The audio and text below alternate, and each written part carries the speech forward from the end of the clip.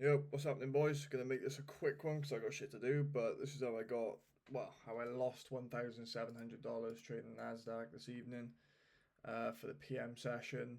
Yeah, I mean, I like this setup. We're back to all-time highs again.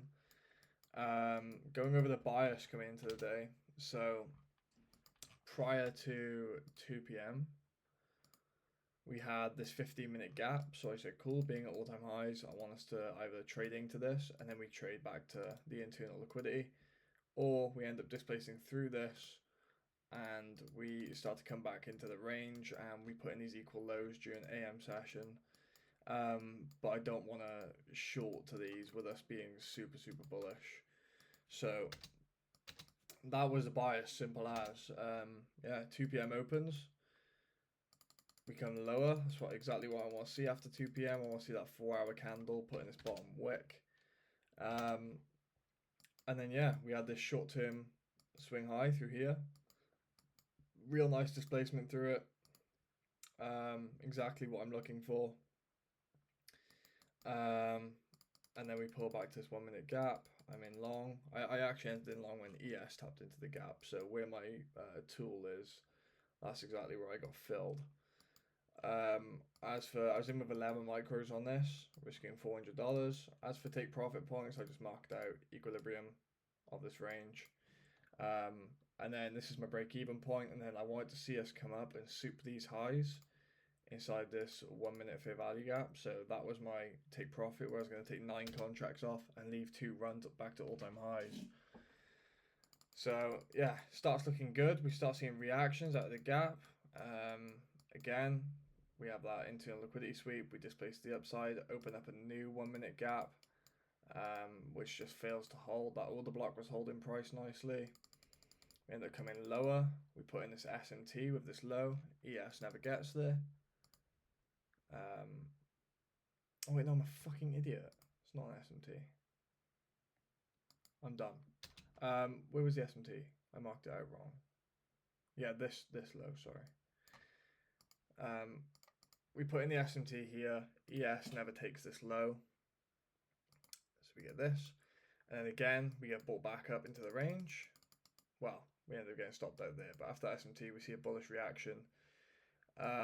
Yeah, just unfortunate. So we're actually reacting. Let me delete these drawings off.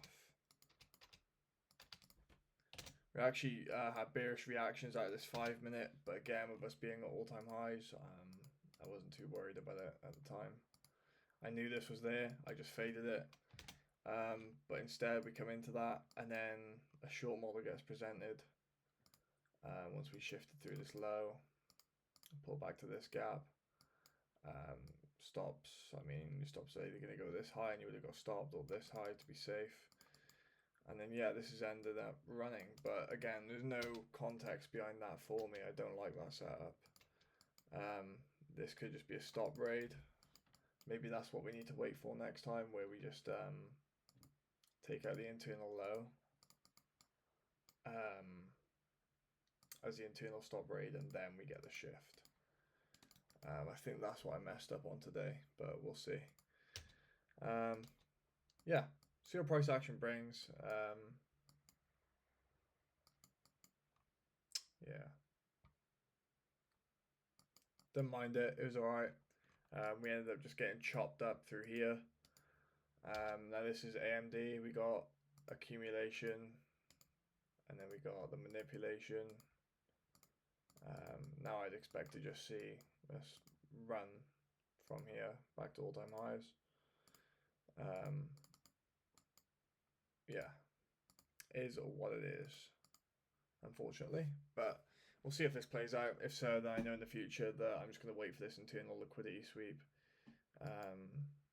Yeah, sucks to start the week off with a loss, but you know, shit happens.